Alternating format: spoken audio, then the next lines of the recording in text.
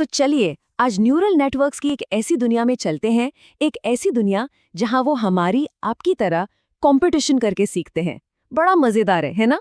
पर ये काम कैसे करता है? आइए पता लगाते हैं। अच्छा, एक बात बताइए, कभी सोचा है कि हमारे फोन में जो फोटोज होती हैं वो बिना टैग किए अपने आप ग्रुप कैसे हो जाती हैं? मतलब फोन को कैसे पता चल जाता है कि ये फोटोज दोस्तों की हैं, ये परिवार की हैं और ये छुट्टियों वाली हैं? आपने तो कोई टैग भी नहीं लगाया। तो ये जादू होता कैसे है? इसका राज छुपा है एक बहुत ही पावरफुल कॉन्सेप्ट में, जिसे हम कहते हैं कॉम्पिटिटिव लर्निंग। अब जैसा नाम से ही लग रहा है, यहाँ एक न्यूरल नेटवर्क के जो अलग अलग हिस्से होते हैं, मतलब न्यूरॉन्स, वो किसी भी इंफॉर्मेशन को पहचानने के लिए एक दूसरे से, आप कह सकते हैं, मुकाबला करते हैं। और जो न्यूरॉन सबसे अच्छा मैच ढूंढ लेता है, बस वही जीत जाता है। तो इस कंपटीशन को समझने के लिए सबसे पहले बात करते हैं कोहेनेन सेल्फ ऑर्गेनाइजिंग मैप की। अब ये नाम थोड़ा मुश्किल लग सकता है, तो चलिए इसे एक मजेदार एनालॉजी से समझते हैं। सोचिए, ये एक ऐसा बाजार है जो बिना किसी मैनेजर के खुद ब खुद ऑर्गेनाइज हो जाता है। अब अगर थोड़ा टेक्निकली बात करें तो कोहेनेन मैप एक अनसुपरवाइज्ड न्यूरल नेटवर्क है। अनसुपरवाइज्ड का सीधा सा मतलब है कि इसे सीखने के लिए पहले से कोई लेबल या सही जवाब नहीं चाहिए होता। ये क्या करता है कि बहुत सारे मुश्किल उलझे हुए डेटा को लेता है और उसे एक आसान से मैप पर सजा देता है। और जब ऐसा होता है ना, तो डेटा में छुपे हुए पैटर्न्स हमें साफ साफ दिखने लगते हैं। तो चलिए अपनी बाजार वाली कहानी पर वापस चलते हैं। सोचिए, एक बड़ी सी सब्जी मंडी है और वहां एक नया सब्जी वाला अपनी दुकान लगाता है। अब उसकी दुकान पर भाई सारी सब्जियां बिखरी पड़ी हैं, टमाटर, प्याज, मिर्च सब मिक्स है, और उसे कोई ये बताने वाला भी नहीं है कि इन्हें जमाना कैसे है। तो अब सवाल ये है कि वो अपनी दुकान को ऑर्गेनाइज कैसे करेगा? वो 3 बहुत ही सिंपल स्टेप्स फॉलो करेगा। पहला स्टेप है प्रतियोगिता। मान लीजिए एक ग्राहक आता है और टमाटर मांगता है, तो सब्जी वाला क्या करेगा? वो अपने ढेर में से उस चीज को ढूंढेगा जो सबसे ज्यादा टमाटर जैसी दिखती है। ये हो गया हमारा विनिंग न्यूरॉन। अब आता है दूसरा स्टेप, सहयोग। वो सिर्फ उस टमाटर को नहीं देखेगा, बल्कि उसके आसपास पड़ी चीजों पर भी नजर डालेगा, जैसे कि मिर्च या प्याज। और फिर आता है तीसरा और आखिरी स्टेप, अनुकूलन। वो क्या करेगा कि उन आसपास की सब्जियों को उठाकर टमाटर के थोड़ा और करीब रख देगा। अब सोचिए, जब ये प्रोसेस बार बार होगा तो धीरे धीरे उसकी पूरी दुकान अपने आप ऑर्गेनाइज हो जाएगी। है ना कमाल? और पता है, असल दुनिया में भी ठीक यही होता है। इसी टेक्निक का इस्तेमाल कस्टमर्स को उनके शॉपिंग पैटर्न के हिसाब से ग्रुप करने में, बहुत कॉम्प्लेक्स डेटा को विजुलाइज करने में, और हाँ, तस्वीरों में चीज़ों को पहचानने में किया जाता है। बिल्कुल वैसे ही जैसे हमारे फोन में होता है। तो सोचने वाली बात यह है कि एक कोहेनेन मैप बिना किसी पहले से दिए गए लेबल के डेटा को ऑर्गेनाइज कर कैसे लेता है। चलिए अब कहानी को थोड़ा आगे बढ़ाते हैं और अपने अगले नेटवर्क से मिलते हैं। इसका नाम है लर्निंग वेक्टर क्वांटाइजेशन, या शॉर्ट में LVQ। और इसे समझने के लिए हम इसे एक क्वालिटी कंट्रोल इंस्पेक्टर की तरह सोच सकते हैं। तो पहले वाले से इसमें सबसे बड़ा फर्क क्या है? देखिए, कोहेनेन मैप अनसुपरवाइज्ड था, मतलब उसे सही जवाब नहीं पता था।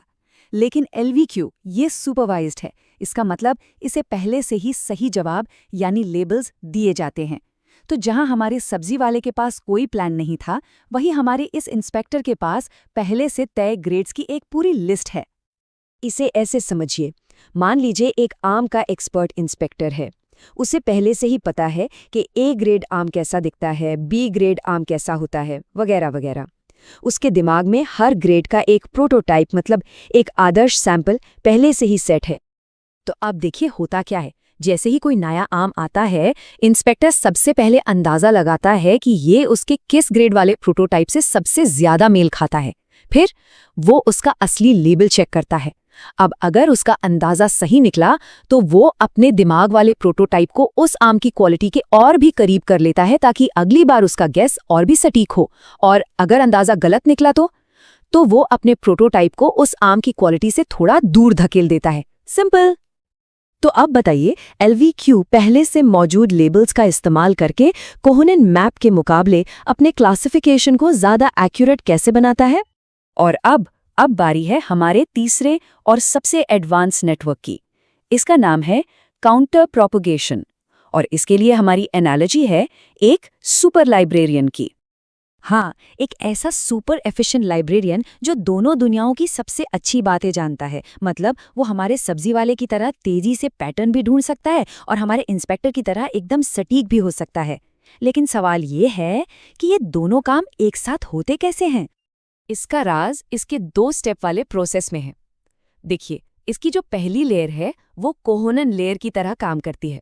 मतलब जैसे ही कोई आकर कोई किताब मांगता है तो लाइब्रेरियन फौरन लाइब्रेरी का सही सेक्शन पहचान लेता है, जैसे साइंस फिक्शन। ये काम बहुत तेजी से होता है और ये अनसुपरवाइज्ड है। लेकिन काम यहीं खत्म नहीं होता। इसके बाद आती है दूसरी लेयर, जिसे कहते हैं आउटस्टार लेयर।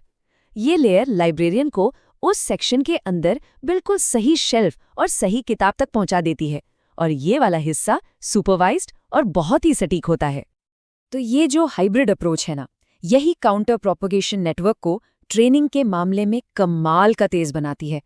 ये आउटपुट का अंदाजा लगाने में, बड़े डेटा को छोटे साइज में कंप्रेस करने में और क्लस्टरिंग और मैपिंग दोनों को एक साथ एफिशिएंटली करने में माहिर है। तो एक काउंटर प्रोपगेशन नेटवर्क इतनी तेजी से काम करने के लिए अपनी अनसुपरवाइज्ड और सुपरवाइज्ड दोनों लेयर्स का इस्तेमाल कैसे करता है? चलिए, तो अब तक हमने जो भी सीखा है उसे फटाफट एक नज़र में रिकैप कर लेते हैं। तो ये रहे हमारे तीनों नेटवर्क एक साथ। सबसे पहले कोहोनन सोम। ये अनसुपरवाइज्ड है और छुपे हुए पैटर्न्स को खोजने के लिए बेस्ट है। याद है ना हमारा सब्जी मंडी वाला? फिर है LVQ। ये सुपरवाइज्ड है और एक्यूरेट क्लासिफिकेशन में इसका कोई जवाब नहीं, जैसे हमारा आम इंस्पेक्टर। और आखिर में काउंटर प्रोपगेशन। ये एक हाइब्रिड मॉडल है जो तेजी से फंक्शन अप्रॉक्सिमेशन मतलब अनुमान लगाने के लिए एकदम परफेक्ट है, बिल्कुल हमारे सुपर लाइब्रेरियन की तरह। लेकिन एक मिनट, ये सब जानना जरूरी क्यों है? देखिए, क्लासरूम से बाहर की दुनिया में यही आइडियाज उस AI की नींव हैं, जो हमें फिल्में रेकमेंड करता है, हमारे ईमेल्स को ऑर्गेनाइज करता है और यहाँ तक कि मौसम की भविष्यवाणी भी करता है। तो इन्हें समझना सिर्फ एक एग्जाम पास करने के बारे में नहीं है, ये तो भविष्य की टेक्नोलॉजी की भाषा बोलना सीखने जैसा है। अब आप समझ चुके हैं कि मशीनें कैसे केओस यानी अव्यवस्था को भी ऑर्गेनाइज कर सकती हैं। तो अब आखिरी सवाल ये है कि अगर ये ताकत आपके पास हो तो आप दुनिया की कौन सी सबसे बड़ी उलझन को सुलझाने के लिए एक मशीन को सबसे पहले ट्रेन करेंगे?